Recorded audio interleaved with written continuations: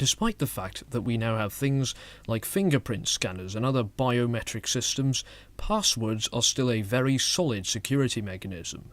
But how do passwords actually work, and how are they cracked?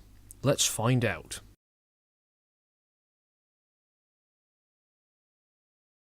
So let's just get right into it. You're creating a new user account on, for example, Google, and you will then have to fill in a ton of information. The most important things are the username and the password. The username identifies you, and the password is used to make sure that nobody else can pretend to be you. So you've filled in your desired username and password, you've clicked I'm not a robot for about 5 times, and finally you can click the Create Account button. The username is then stored in a database on Google's server, but the password isn't. This wouldn't be very safe, since Google would be able to see your password, and also if the database would somehow leak out, bad people would also be able to see your password. Therefore, the password is hashed before it gets stored. Hashing is very similar to encryption, which is something you're probably familiar with. It means that you take information and run it through an algorithm that will turn it into unreadable garbage. The only way to reverse this is by using a secret code called the key. Well, hashing is almost the same as encryption, except there is no key. Hashing cannot be reversed. So your password is turned into a hash, which cannot be reversed, which is then stored next to your username in the database. The next morning, when you're trying to log in, you type in the username and the password. The username is first checked to see who's actually trying to log in.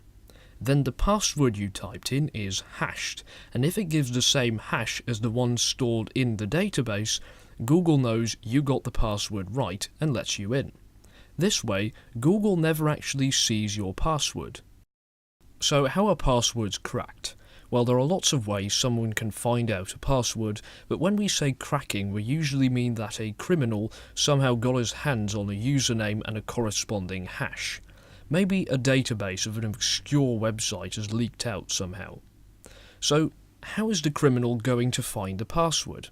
I mean, he can't reverse a hash, right? No, but he can try hashing all kinds of possible passwords, and at some point he will find one that gives the same hash, which means he's found the password. Since computers are able to try billions of passwords per second, you need to have a password that is long. I'd say at least 9 characters. This way there are so many possible passwords that it will take more than 10 years for even the most powerful computer to crack. A 5-character password, on the other hand, will be cracked in just a few minutes, regardless of how strong and random it is. It is recommended to have a very random password with no common things in it like words, because those programs that hash billions of passwords per second start with the most common ones. So having a 9-character password that is a very long word might seem strong because it's 9 characters, but because it's a word, it's one of the first ones that the program will try, and therefore it's a weak password.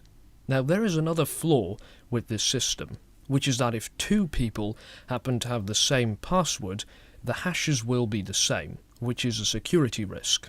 This is why bigger websites like Google, for example, also apply a technique called salting, which means they add a random string of characters to every password so that all the hashes will be different, to keep things nice and random, which is very good for security.